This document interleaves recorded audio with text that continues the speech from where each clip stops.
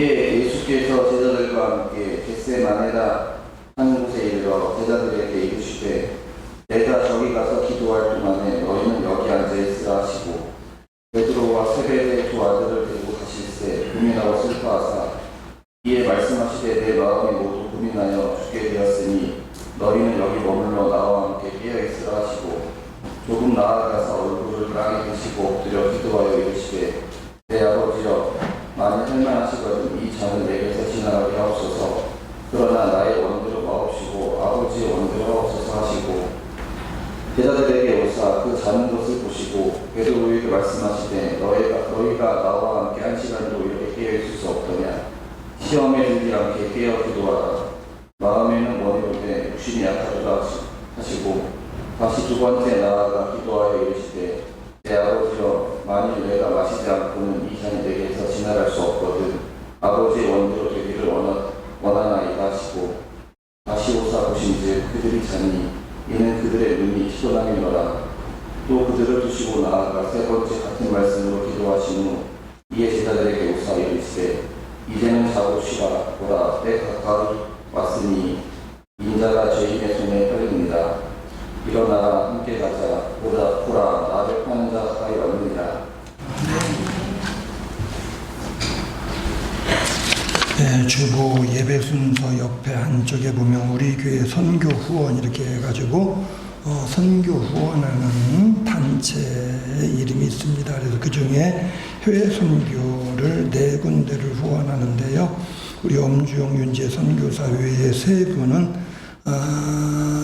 물론 엄주영 선교사도 포함됩니다만은 우리 교회 출발이 옛날 이천 선교교회에서 지원을 해서 교회 땅 사고 건축하고 이렇게 시작되어졌는데 튀니지 이원규 선교사 가정, 태국의 유임상 선교사 가정, 아르헨티나 강기한 선교사 가정 모두 이천교회 출신입니다. 그래서 우리가 이천교회 지원을 받았기 때문에 조금이라도 선교비에 지원하고 있는데 엄정 선교사 이제 조금 다른 게 우리 교회에서 교육자로서 선교사 나가기 전에 주일학교 전도사님으로 몇 년간 함께 사역을 했습니다. 그래서 다른 분들은 물질적으로 조금 우리가 후원하는 거고요. 우리 엄중 선교사 가정은 우리 교회가 선교사로 파송한 가정입니다. 그래서 선교 후원 거기도 표시되어 있습니다만 주보에도 앞면에 이제 우리 전도사님 이름 그리고 선교사님 이름으로 이렇게 기재한 게 우리 교회 소속된 선교사라는 것을 확실하게 하기 위해서 그렇습니다. 그런 차이가 있다는 것을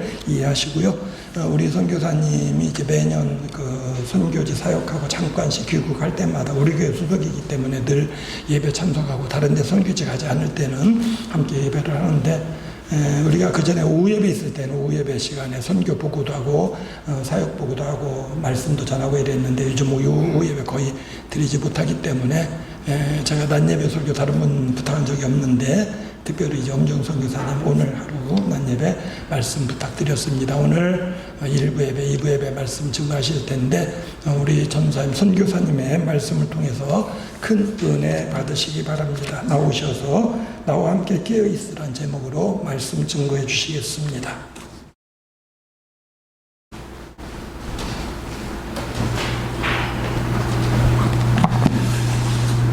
할렐루야. 예, 반갑습니다. 여러분들과 함께 이렇게 예배 드리게 되고 함께 하게 돼서 참 반갑습니다. 저희가 처음 송정교회 온 것이 저희 큰아이 하윤이가 아기 때 1살, 2살 때 이렇게 오게 됐는데 그 아이가 지금 23살이 됐어요. 목사님 말씀하신 대로 이천교회에서 이제 지금은 시온성교회죠. 이천교회에서 목사님께서는 저의 철없던 청년 시절부터 보시고 지금까지 이렇게 보고 계신데 한결같은 마음으로 이렇게 저를 뒤에서 지지해 주시고 밀어주셔서 참 감사하다는 마음을 늘 갖고 있습니다.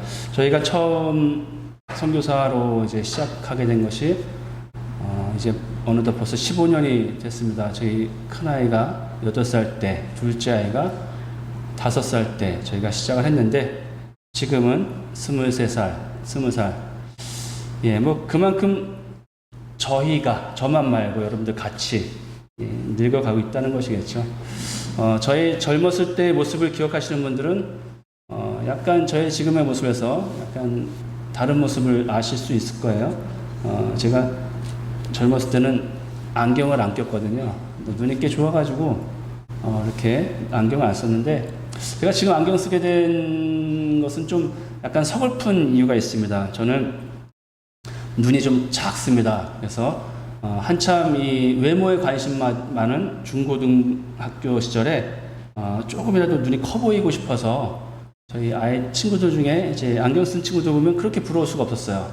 그래서 굉장히 많이 안경 쓰려고 노력했습니다.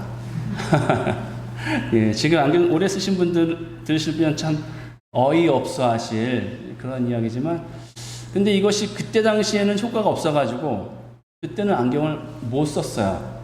그런데 이제 나이가 점점 들면서 30대 중후반부터 이제 안경을 쓰기 시작했어요. 그런데 안경을 이렇게 맞추면서도 제 안에는 나름대로는 자존심이랄까? 이런 것이 있었어요. 그것은 바로 다초점 안경이었어요. 다초점 안경. 이 다초점 안경은 왠지 더 나이 든 사람들이 쓰는 느낌? 뭐 이런 것이 있어서 어떻게든 그거는 안 해보려고 했는데, 이번에 새로 맞추면서 드디어 저도 누진 다초점 안경을 쓰게 됐습니다. 전에는 이제 어떤 분들이 이렇게 살짝 내려다보는 느낌이 들면 저분은 왜 그러시나 했는데, 이 안경의 특징이 그렇더라고요. 이 초점이 여러 개가 있어가지고 가까운 데 보려면 이렇게 좀 고개를 살짝 교만한 듯이 들어야 되는 그런 특징이 좀 있습니다. 제가 살짝 그렇게 고개를 들더라도 제가 교만해서 하기보다는 보기 위해서다라고 생각해 주시면 감사하겠습니다. 이 안경을 쓰니까 특징이 있더라고요. 요즘 이제 적응하는 중인데 곁눈질을 못해요. 이 안경에서 이쪽 부분은 초점이 안 맞아요. 여러 군데에 초점을 놓다 보니까 이쪽 부분 초점이 안 맞아서 제가 이쪽으로 이렇게 곁눈질하면 잘 안 보여요. 요거를 돌려야지만 보입니다. 요즘 이 안경을 쓰면서 제가 느낀 것이, 이 안경이 사람을 참 정직하게 보게 만드는구나 라는 그런 생각을 하게 돼요. 우리가 삶을 살면서 참 여러 가지 상황에 놓이게 되고 여러 가지 상황을 보게 돼요. 또 여러 가지 세상을 바라보고 내 나름대로 가치관을 갖고 세계관을 가지고 삶을 살게 됩니다. 여기 계신 여러분들 한 분 한 분이 다 자기만의 굳건한 세계관과 자기만의 굳건한 어떤 가치관이 있을 거라고 생각됩니다. 그런 것이 있기 때문에 지금까지 지내오셨고 자신만의 세계를 이루면서 사셨을 거라 생각합니다. 그런데 이 안경을 통해서 바라보는 세상은 정직하게 정면을 바라봐야만, 나에게 닥친 일을 정면으로 맞닥뜨려야만, 나와 정면에 있지 않은 다른 세상을 곁눈질해서는 제대로 볼 수 없는 그런 특징이 있는 안경이었습니다. 안경에는 또 여러 가지 종류가 있죠. 뭐 선글라스라고 해서 색이 들어가 있는 그런 안경도 있고, 또 가깝게 보는 것을 보기 위해서 돋보기라고 하는 것을 또 쓰기도 하고, 저희 집사람 임지혜 선교사 같은 경우는 눈이 정말 좋은 사람이었어요. 날씨가 좋으면 80km 거리에 있는 것을 알아보더라고요. 사람 눈이에요, 그게? 독수리의 매의 눈도 아니고. 근데 최근에 들어서는요, 이제 노안이 와서 돋보기를 쓰기 시작했어요. 가깝게 있는 거는 안 보인대요. 시력이 좋은 분들은 더 노안이 빨리 온다라고 그렇게 이야기하더라고요. 아직 뭐 40대 후반의 젊은 나이인데 돋보기 쓰기 시작했어요. 그런데 또 여러 가지 종류의 안경들과 또 여러 가지 종류의 기능이 있는 그런 안경들이 있죠. 그런데 안경을 쓰다 보니까 이 안경을 통해서 보여주는 것들만 보게 되는 그런 경향이 있습니다. 어떤 안경을 끼느냐에 따라서 그 사람이 보는 세상이 달라지는 것이죠. 세상은 다르지 않아요. 세상은 늘 언제나 똑같습니다. 저희 어머님이 그런 말씀을 하셨어요. 그제 이렇게 차를 타고 같이 가는데 어떤 얘기 하다가 요즘 세상이 험해져서 라는 말씀 하셨어요. 가만히 생각해 보니까 요즘에 특별히 험해진 게 아니에요. 세상은 늘 험했습니다. 우리가 여러분 기억해 보시면 옛날에 한 30년, 40년쯤 전에 저희 어머님이 새벽 기도하실 때마다 제가 늘 걱정했던 것은 그때 한참 인신매매라는 단어가 많이 뉴스에 오르내릴 때였었어요. 그때는 사람을 잡아다가 파는 일들이 늘 있었고 봉고차를 조심해라 이런 말들을 많이 할 정도로 세상이 험했습니다. 지금은 그런 뉴스는 잘 안 나오죠. 뭐 여러 가지 사건 사고가 많이 나오지만 그런 뉴스는 안 나옵니다. 오히려 옛날에 비해서 지금이 더 안전해졌지만 보도되는 것들이 이제 많이 있다 보니까 우리가 이게 정보가 많아지다 보니까 오히려 지금이 좀 더 험한 것처럼 느껴지죠. 아닙니다. 세상은 늘 험했습니다. 세상은 늘 악했습니다. 세상에 선한 적은 한 번도 없었습니다. 그런데 우리가 어떤 안경을 쓰느냐에 따라서 그 세상을 어떻게 바라보고 해석하는 관점이 바뀐다는 것이죠. 여러분들은 그 흔하디 흔한 또 쉽고 쉬운 그런 길들을 포기하고 이렇게 크리스찬이라고 하는 그리스도인이라고 하는 길에 접어지셨습니다. 예전에 한번 어떤 분이 그런 말씀을 하는 걸 들었어요. 불교에서 오래도록 이렇게 헌신해서 이제 스님이 되는 과정을 다 마치고 마음 먹고 집만 나오는 출가라고 하잖아요. 마음 먹고 집만 나오면 되는 그런 과정이 있는 분하고 한 권사님하고 이렇게 대화를 하는 걸 들은 기회가 있었는데 이 권사님이 하시는 말씀이 뭐 이렇게 어려운 길을 택하셨어요. 우리는 되게 쉬운데 이렇게 말씀하시는 걸 들었어요.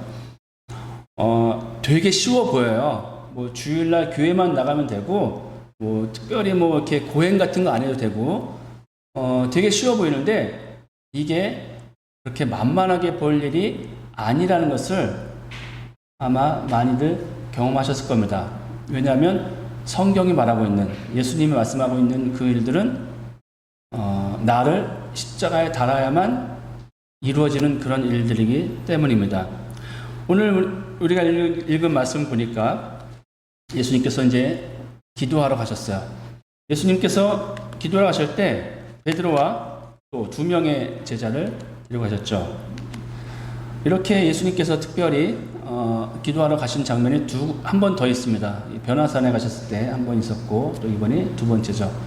이번에는 사뭇 분위기가 심각해 보입니다. 예수님께서 제자들에게 너희가 깨어있으라라고 부탁을 하고 그리고 가서 기도하시는데 기도하시는 내용이 사뭇 달라 보여요. 그리고 성경에 묘사하기를 고민하고 슬퍼하사라는 표현이 있습니다.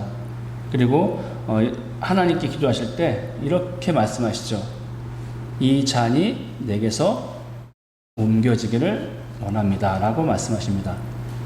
내게서 옮겨지다라는 그런 의미는 하나님 나 이거 너무 부담스럽고 너무 두렵고 너무 무서운데 하나님 나한테서 이거 일어나지 않게 해주실 수 없을까요? 하나님의 그 전지전능한 능력으로 하나님의 그 무한하신 능력으로 나에게 이 일이 일어나지 않게 해주시면 안 될까요? 라고 하는 그런 부탁입니다. 그런데 예수님께서 하나님의 그 뜻을 몰라서 이렇게 말씀하셨을까요? 하나님과 예수님은 같은 하나님이시기 때문에 하나님의 그 뜻을 모를 리 없었을 것이에요.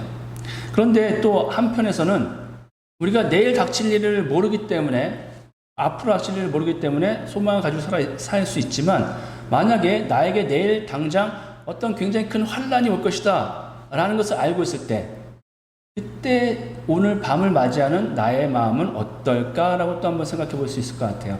예수님은 자신에게 닥칠 일들을 다 알고 있었기 때문에 그것이 인간이신 지금의 인간의 몸을 입고 계신 예수님께 어떤 영향을 끼칠 것이라는 것을 알고 있었기 때문에 그렇게 고민되는 말씀을 하셨던 것이 아니었을까라는 생각을 합니다.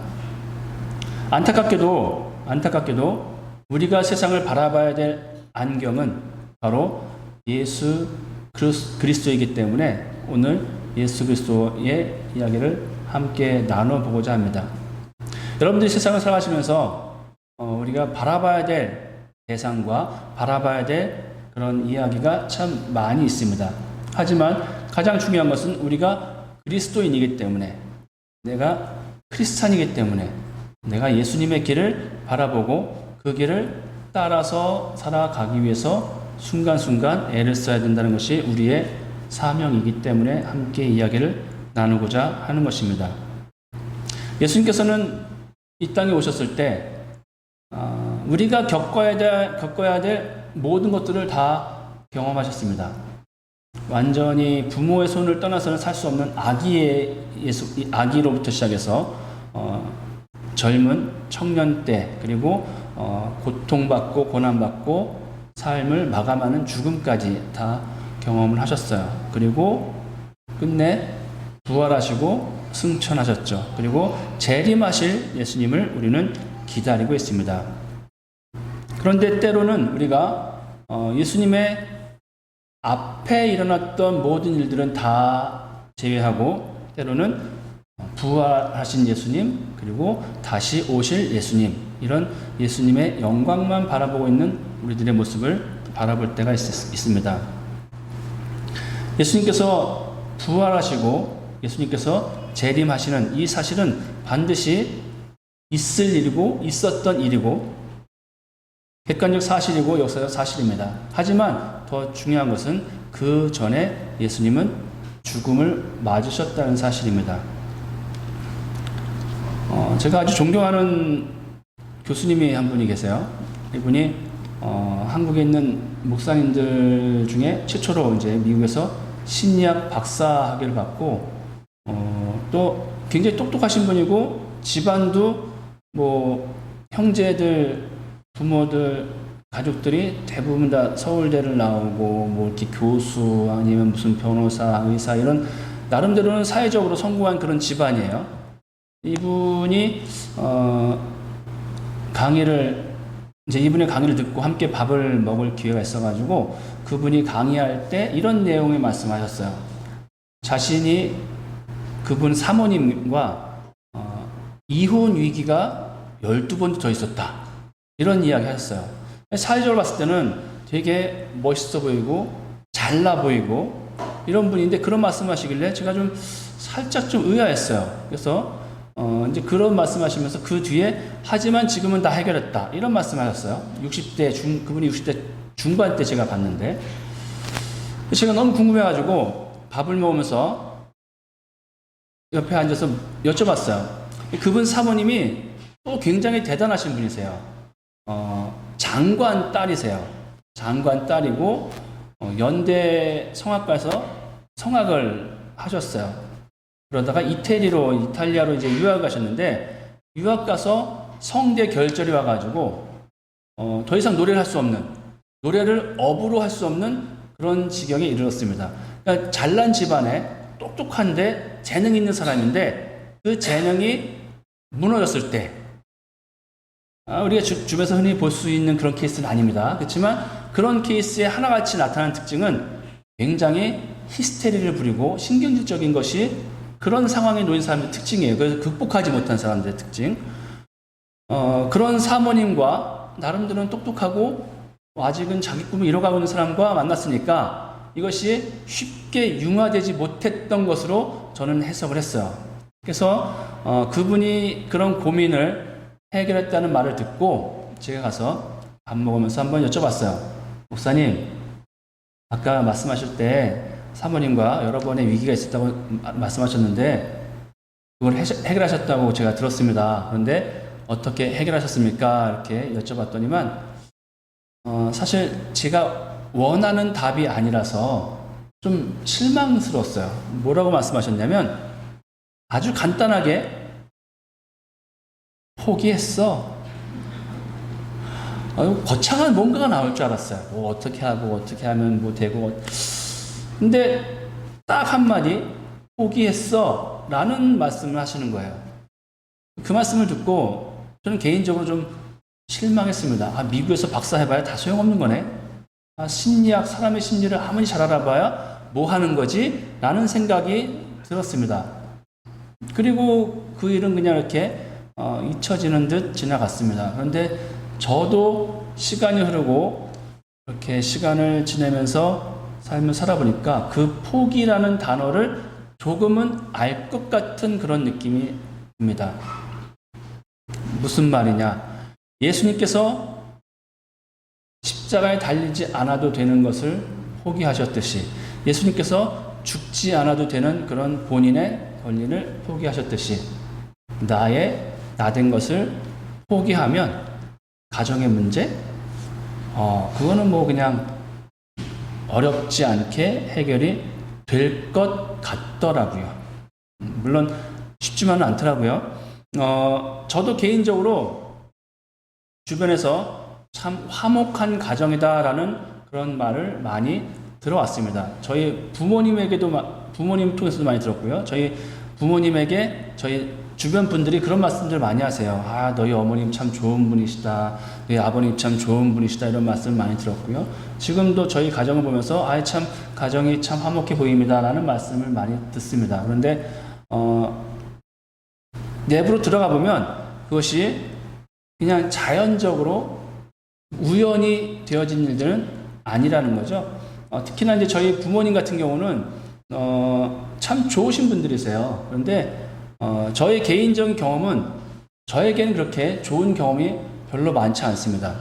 뭐 나쁘신 분이라서가 아니라 그냥 좋은 부모님들인데 자녀들에게 이렇게 세심하게 돌봄을 주는 그런 분들은 아니었던 거예요. 그냥 시골에서 그냥 최선 다해서 아이들에게 해주는 것 잘해주고 이런 것들, 옛날에 우리 부모님들이 이렇게 하셨듯이 그러신 분들이신데, 정서적으로는 어떤 체험을 받지 않았던, 저희가 우리 인간이란 존재가 물질적인 영역 외에 영적인 영역, 정신적인 영역이 또 구분되어 있잖아요. 그래서 그런 부분들의 체험을 받아야 되는데, 그런 부분들에서는 아쉬움이 많았던 이제 그런 부분들인 거죠. 다른 사람들 봤을 때는 참 좋은 분들이신 거예요. 그런데 다른 사람들에게만 이렇게 도움을 많이 주시고, 정작 가정에는 도움을 많이 주지 못했던 아주 단적인 예가, 저희 아버님은 빚질 때 보증을 많이 써주셨어요. 남들이 볼 때 얼마나 좋아요. 나 빚을 좀 지려고 하는데 보증 좀 서주세요. 그러면 그래 내가 다 해줄게. 이런 사람이 있으니까 얼마나 좋았겠어요. 근데 정작 본인은 그것으로 인해서 피해를 여러 번 보고 가정에게는 손해 끼치는지 그런 경우가 있다 보니까 그런 부분들이 저에게는 좋게만 들리진 않았어요. 그리고 저 또한 저희 가정을 보면서 참 화목해 보이는 가정입니다 라고 했을 때, 그동안 저희가 화목한 가정을 이루기 위해서 애썼던 그런 부분들을 봤을 때는 그렇게 자연스럽게 당연히 쉽게 되는 일들이 아니라는 것이죠. 그 안에서는 누군가의 희생과 누군가의 헌신, 누군가의 포기가 있지 않고는 이루어지지 않더라는 사실입니다. 예수님께서 그렇게 고통스럽고 아프고 또 죽음을 뻔히 눈앞에 두고도 자신의 권리와 자신의 권한과 자신의 능력을 다 내려놓고 포기하고 묵묵히, 그야말로 묵묵히 그 길을 가셨던 그 길을 다시 한번 돌아보시기 바랍니다. 물론 우리는 예수님이 아니에요. 그 길이 우리에게 막상 닥친다면 우리도 베드로처럼 그 앞에 나오는 베드로의 예수님을 예수님 무슨 말씀이세요? 나는 절대 예수님을 배신하지 않을 겁니다 라고 큰소리 쳤던 그 베드로가 나중에 야, 너 저 예수랑 저 사람이랑 같이 다녔잖아 라는 한마디에 무슨 소리야? 난 저 사람 몰라 라고 했던 것처럼 우리도 그럴지도 모릅니다. 하지만 우리의 삶에 닥친 위기와 삶에 닥친 숙제와 삶에 닥친 일들은 다행히도 그렇게까지 막 우리의 생명을 조여오는 그 정도는 아닐 때가 많아서 참 다행스러운 것 같아요. 아주 사소한 것부터 시작해 보면 좋겠습니다. 여러분 주변에, 여러분 가까이 있는, 또 여러분 주변에 여러분들의 영향을 끼치는 그런 분들이 많이 있죠. 아주 가깝게는 가정을 돌아볼 수 있을 것 같습니다. 이 가정 볼 때 여러분들은 어떤 마음으로 보시는지 모르겠어요. 처음부터 막 큰 그림을 그려놓고 이 그림을 향해서 우리는 가는 거야, 직진이야 라고 생각하실 수도 있을 것 같아요. 하지만 아주 사소한 거 한 가지부터 우리가 시작을 해야 되지 않을까라고 생각합니다. 여러분들 저 신일 아파트 가실 때 여기서 직진한다고 이렇게 갈 수 없잖아요. 때로는 돌아서 가야 되고, 때로는 피해서 가야 되고, 때로는 섰다 가야 되는 것이 우리의 삶의 여정입니다. 우리가 바라봐야 될 것은 예수님의 부활과 예수님의 재림이에요. 하지만 그것을 바라보고 목적지로 삼을 때 우리가 오늘 하루하루 순간순간 내가 이루어야 될 목표는 아주 작은 것부터 가야 된다는 사실입니다.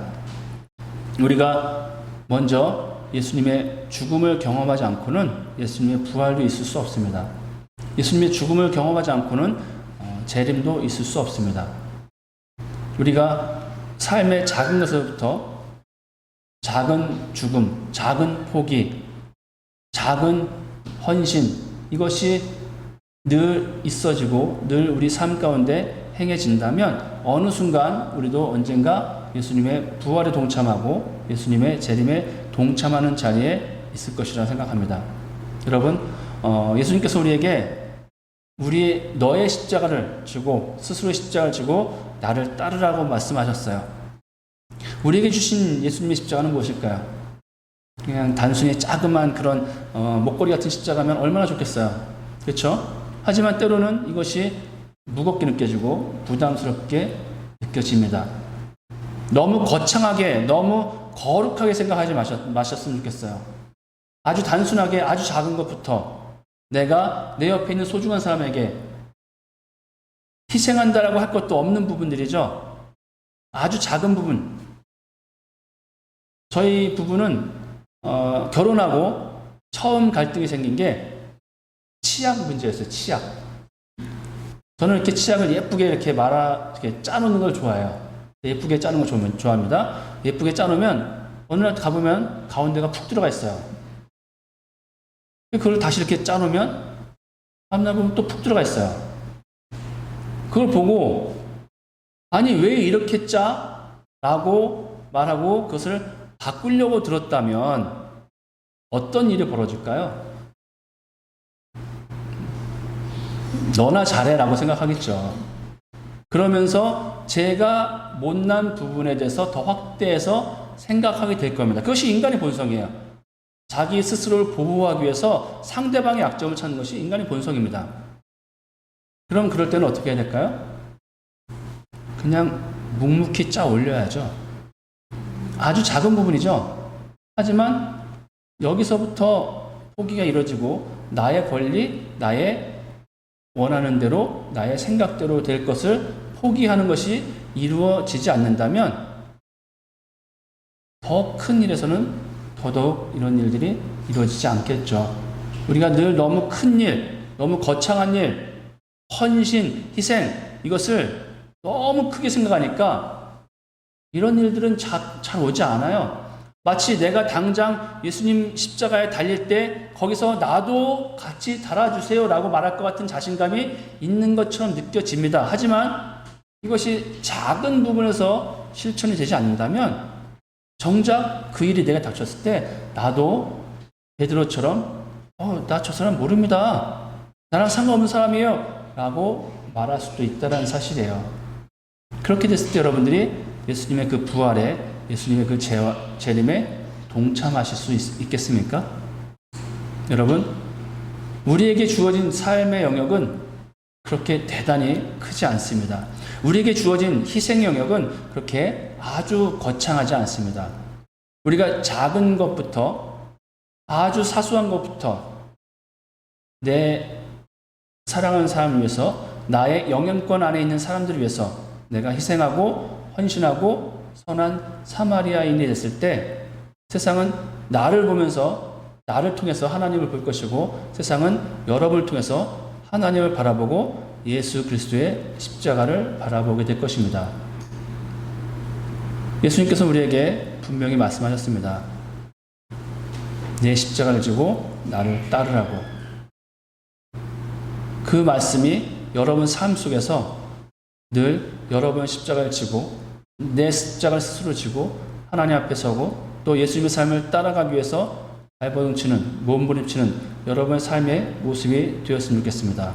그렇게 살아갈 때에 여러분들도 결국은 예수님과 함께 십자가에 달리시고 예수님과 함께 부활하시고 예수님의 죄와 재림에 동참하는, 그래서 결과적으로 하나님께서 여러분들을 통해서 보고자 하는, 하나님께서 여러분을 통해서 이루고자 하는 그 세상의 주인공이 모두 되시기를 소망합니다. 기도하시겠습니다.